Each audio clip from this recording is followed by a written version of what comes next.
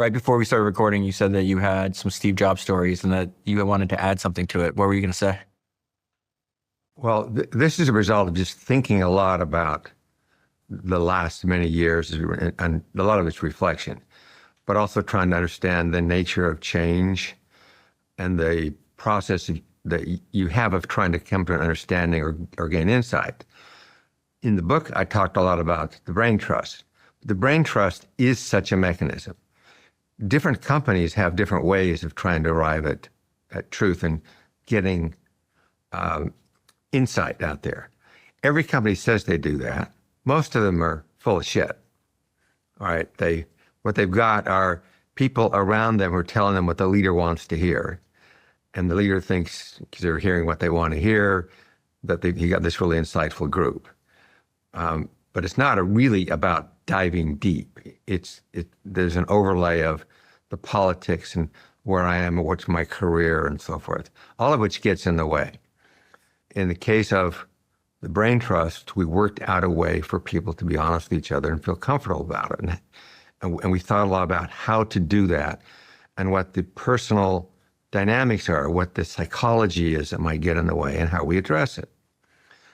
But Steve had a very different approach in order to get insight. And I would say that others do too. So it's just like the different ways of doing it. But he did understand what he was trying to do.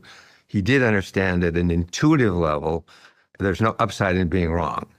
As soon as he understood something, he would change quickly. But here's the thing that most people don't know about. And that is that Pixar was a public company for 10 years, starting in '95 when we went public, until 10 years later when we were acquired by Disney.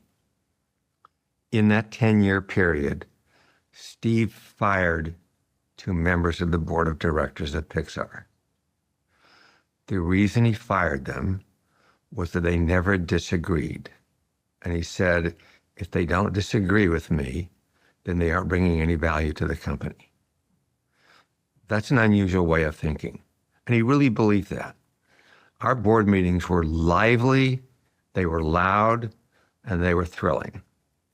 And, we made great progress. And they were arenas of disagreement. And these were people, the rest of the people on the board had very strong opinions, did not agree, and Steve loved that. And I would say a lot of executives probably say they want that, but Steve really meant it. He and I disagreed a lot. We didn't argue. We disagreed, and we'd have long, week-long discussions about something. And in the end, about the third time, I would realize he was right, and about a third of the time, he would realize I was right. But the other third of the time, I just did what I wanted, and he was fine with that because we had discussed it. The whole point is, how do you get to the inside? How do you surface things? Because it's hard to get underneath things. I would say that a lot of people like to go down one layer. You get on the one layer and you form a decision. You can't do that. You got to keep peeling away the layers to figure out what's really underneath it. And it's a shortcut to make a decision quickly based upon a little bit of information. And getting at underlying factors is inherently a long-term strategy. And it's a difficult one, and it's timely. And you need different mechanisms within an organization in order to get to better insight. What are some of these mechanisms? Because Steve has famously said, and I've heard a few other people say this, that he learned more about the art of management from you than anybody else that he ever met. Boy, it didn't tell me that. I would say we were just completely different. But what are these mechanisms you're saying to get to these other levels?